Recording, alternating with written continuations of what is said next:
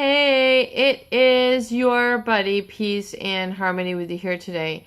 And we're diving in and we're zooming in and focusing a little bit more in depth on the experience of learned helplessness, the feeling of powerlessness, the feeling of feeling less than, the inferiority complex that oftentimes is projected onto others when you are in a relationship with a domineering, controlling type of individual, someone who may be narcissistic, malignant narcissistic, covert narcissist, psychopathic, the cluster B personality disorders, basically that are typified by a pathological sense of self-importance, their needs, their feeling of being the one and only, being entitled to, feeling their selfishness, and being self-absorbed and not relating to or having the ability to express empathy, feeling, and respect for others, acknowledging others' feelings, needs, wishes, desires, personality,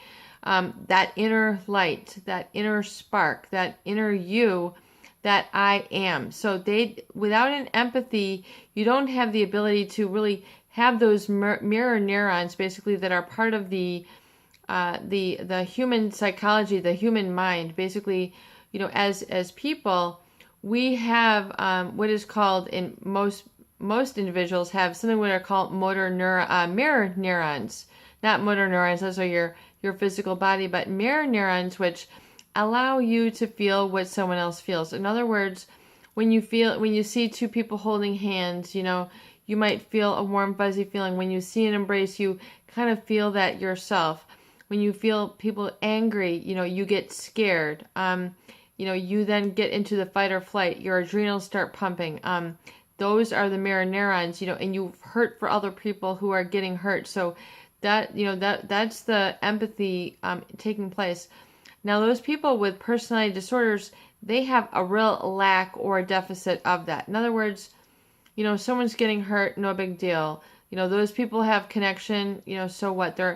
It's all about them. They, only can see, as people say, sometimes as far as the front of their nose. I had a friend who said that once. That's how she described them. But anyway, it's even worse than that. It becomes worse when those types of people become emotionally manipulating or controlling. And oftentimes controlling through fear, controlling through aggression, either physical, emotional, aggressiveness, harsh criticism, using their energy in a very negative, toxic, dark way to scare and create fear for others. And so, for example, if you're in an environment, it's like you're always hyper vigilant. You're having what psychologists call walking on eggshells. You're always fearful. You're concerned. You've got your ear to the ground. Are they going to come running? Are they yelling? Your ear to the wall. Are they yelling? You're in a paranoid kind of frozen, stifled state, and that can become, part of your everyday feeling for not only moments, but hours and hours, and then repeated over days and days, repeated over weeks, and then repeated over years. It's amazing how you even make it through, and living around such selfishness, self-centeredness, and lack of empathy, where someone basically has not acknowledged you, validated you, heard from you, heard you speak, look into your eyes, give you an embrace. If those individuals, if they're not doing that, you are going to be starved for attention. And eventually, you're going to become so hungry for attention that you're going to need to do something different. You're going to need to, it's going to bring out the worst of you. Basically, you're going to come clamoring, you're going to, then you're going to get the crazy, you're going to get the smear campaign. There's something wrong with you just because you're trying to get some basic need met. But you know it, and then you know this to be true. So that's what we call your truth. That's what we call certainty.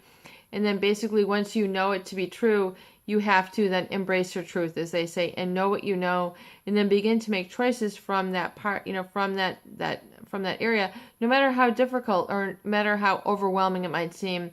Once you break it down, it is really not that scary. Once you kind of let it soak in that, hey, you know what?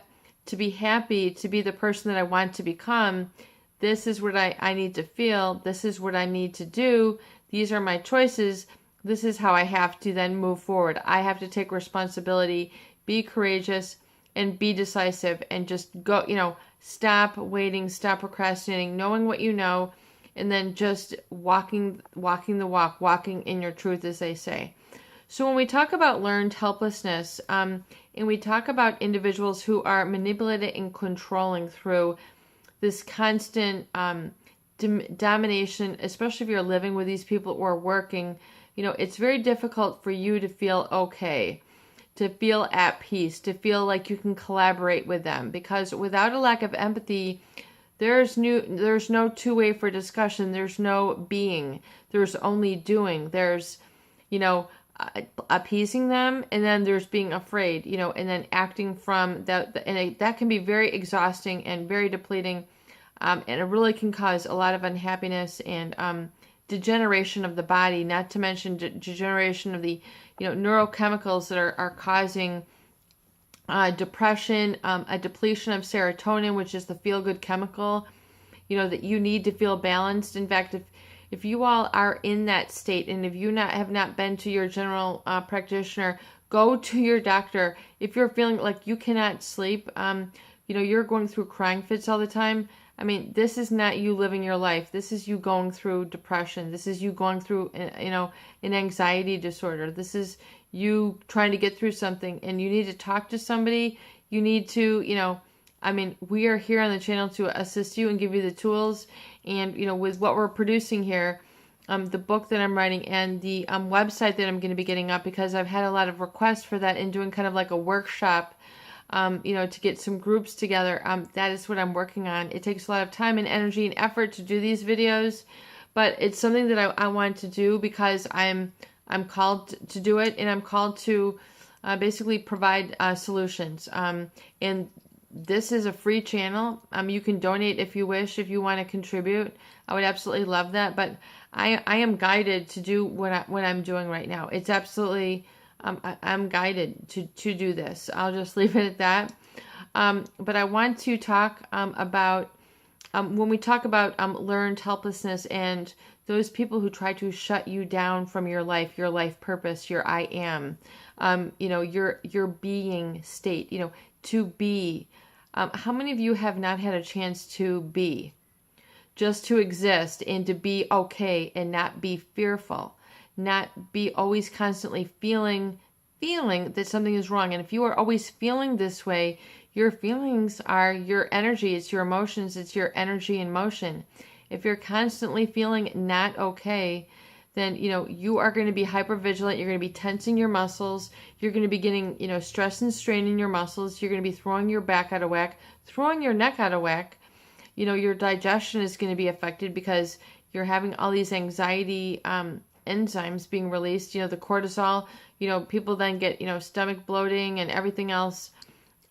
You understand the issues that can come from learned helplessness. But furthermore, one of the issues is that, people who are in so deep with a psychopath or a narcissist who has pathologically lied to them, or, is a part of all of their life, people then begin to feel that there's something stable, wrong about them. And as Dr. Seligman describes in his looking at classical conditioning and like pairing like your feelings and your emotions, if you're, one of the main reasons that people stay stuck in learned helplessness is because there's an internal attribution or a stable attribution, meaning if you feel that there's something chronically wrong about you, or they make you to feel this way because it helps them be puffed up, that's called an internal attribution, and that's erroneous messages that they will give you, but so that is what is keeping you stuck. And then also it's furthermore important to understand that if you are experiencing a stable attribution, basically it's one that doesn't change over time or over situations. For example, believing that you failed a test because you're stupid is a stable attribution. The fact that you're stupid won't change depending on the situation. In other words, you're stupid, you're stupid, you're stupid. You can't do anything. You can't, you're inherently flawed. Compared to believing that you failed because you didn't study enough.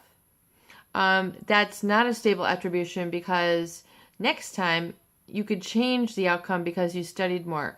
So people who suffer mostly from learned helplessness are experiencing either that stable attribution. In other words, they have absorbed the wrong message, the wrong energy, the destructive energy from this person, and they've attributed, I am stupid, or I am, only supply, I am only the housekeeper, I'm only the caregiver, I'm only codependent, I'm only taking care of you all the time. That is my stable persona, that is my stable identity. I'm not smart enough to do anything else. If you think that way, if you believe those erroneous negative messages, if you have soaked those in, then that is why you are going to be experiencing the learned helplessness, because you are attributing to something within you that is what you're calling a characteristic or a personality trait, which is unchanging. So if you assign yourself this category, you are going to be in that victim mentality. You're going to always feel like you're under their thumb.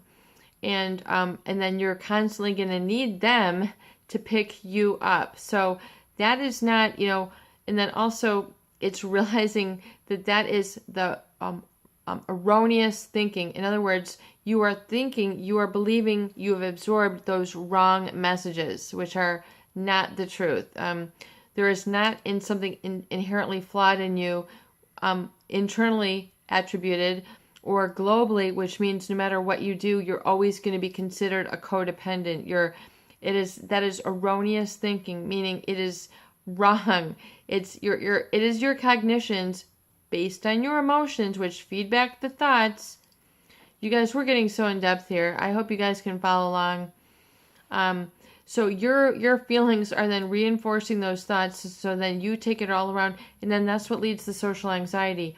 They're going to find out something about me. I'm not smart enough. They're going to find out that, my this, my that. They're going to find out that I endured this treatment.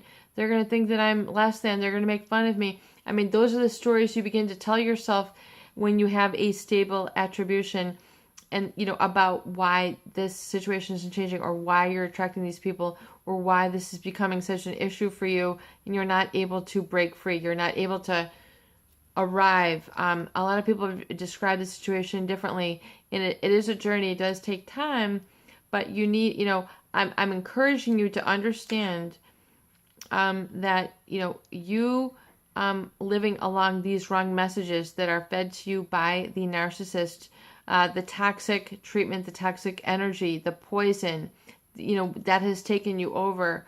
You are then under the illusion of erroneous, messages, and then you tend to make global stories about yourself that you can't make it because.